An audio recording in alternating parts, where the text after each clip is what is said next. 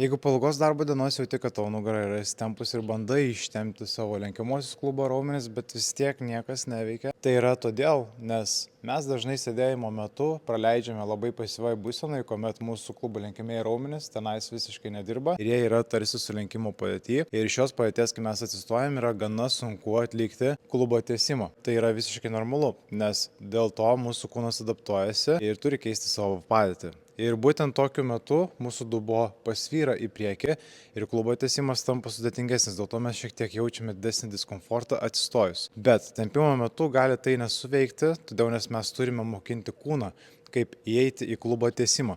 Dėl to jums gali tikti būtent šis pratimas. Maždaug atsimatuojame tokį atstumą nuo sienos, kitą koją pritrauksime prie savęs, vidinę pagalvėlę, nykščių ir vidinių kulnų spaudžiame į sieną, 4 iš 10 spaudimas, atkeliam dubenį tiek, kol įsijungs mūsų galiniai šlaunų raumenys ir sėdmenys. Ir šitoje padėtyje tiesiog atliksime lėtą ir gilų kvėpavimą